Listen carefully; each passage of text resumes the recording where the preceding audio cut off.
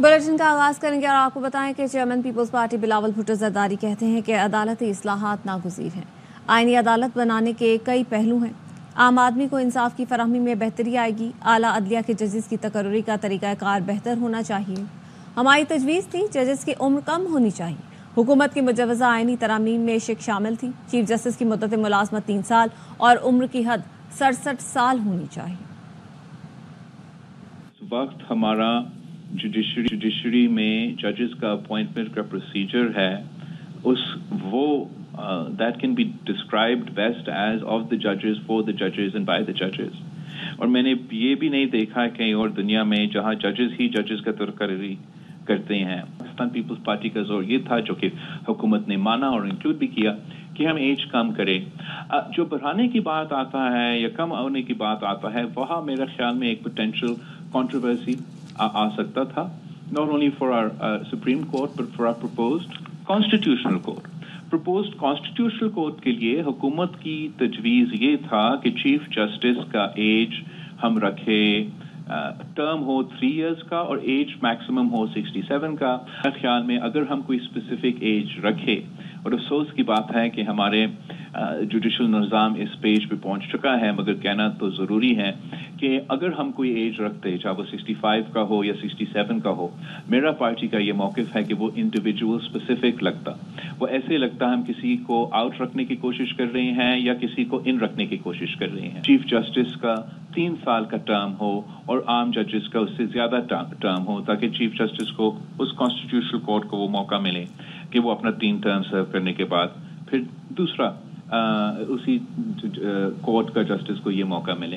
Constitutional court के बनाने का मकसद कि बहुत बड़े पहलू हैं। एक तो ये है कि हमारे मुल्क में जिस तरीके से आम आदमी को इंसाफ मुश्किल मिलता है, जिस तरीके से हमारा अदालत का एडवेंचरिज्म है, लेकिन साथ साथ मेरे ख्याल में ये भी इसलिए ज़रूरी है कि हम अपना जो इस वक्त मौजूदा निज़ाम है वो टाइम्स के मुताबिक, मॉडर्न टाइम्स के मुताबिक लेकर आए। गवर्नमेंट का ये भी प्रपोजल था कि उस आईनी अदालत का जो पहला चीफ जस्टिस हो उसका तकर्रुर वजीर आजम साहब कर दें। बहुत से तजवीज़ हैं और थे, इसके हवाले से इस पे बहस हो सकता है। बिलावल भुट्टो कहते हैं पीपल्स पार्टी मिलिट्री कोर्ट्स के हक में नहीं है। सिविलियन के मिलिट्री ट्रायल से मुतालिक 2 तजावीज़ मुजवज़ा ड्राफ्ट में शामिल थी। हुकूमत मिलिट्री कोर्ट्स का होना समझती है तो इत्तफाक़ी राय पैदा करे और तरमीमी ड्राफ्ट लाए। पीपी का मौक़िफ़ था इस वक्त आइन के आर्टिकल 8 में तरमीम का वक्त भी दुरुस्त नहीं है। बानी PTI से मुतालिक 9 मई के सबूत हैं तो हुकूमत सामने लाए, कानूनी तौर पर उन्हें आगे लेकर जाए। बानी PTI की मिलिट्री कोर्ट्स में पेशी से मुतालिक आइनी तरमीम के बगैर आगे नहीं जा सकते। 2 प्रपोजल्स थे, जैसे मिलिट्री कोर्ट्स पहले बनाए थे for blacker than black terrorists, जो हमने APS के वाक़या के बाद बनाया था। और दूसरा कुछ आर्टिकल 8 की तरमीम के हवाले से जो हमले होते हैं मिलिट्री इंस्टॉलेशंस पे। पाकिस्तान पीपल्स पार्टी के आम सूरत हाल में और उसूली मौक़िफ़ तो ये रहा है कि मिलिट्री कोर्ट्स के हक़ में हम नहीं हैं। अगर मैं अब समझता हूँ मौलाना फजल रहमान साहब की जमात से बात करके, कामरान मुर्तज़ा साहब से बात करके, जो इस वक्त आर्टिकल 8 की तरमीम भी जिस सूरत में हुकूमत लेकर आना चाह रहा था, उसके लिए वो ना नंबर्स है ना सियासी स्पेस है।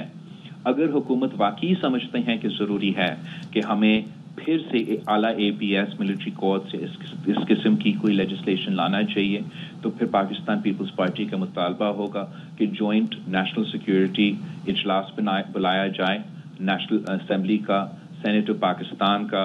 आप हमें ब्रीफ करें कि क्या क्या मुश्किलात हैं, कौन से ऑपरेशंस आप कर रहे हैं या क्या लाए अमल आप अपना रहे हैं। वहाँ अगर आप समझते हो कि मिलिट्री कोर्ट्स ज़रूरी है तो वो भी हमें कायल करने की कोशिश करे और फिर वो कंसेंसस बनाने की कोशिश करे। 9 मई के कॉन्टेक्स्ट में आप समझते हैं कि इमरान खान साहब का मिलिट्री ट्रायल होना चाहिए?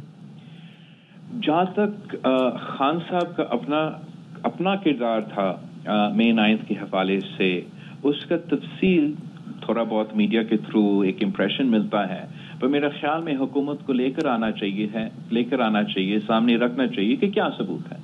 क्या सबूत है कि इसने ये डायरेक्ट किया, तो वो सबूत सामने लेकर आए और वो सबूत को आप व्हिचएवर लीगली उसको आगे लेके जाए।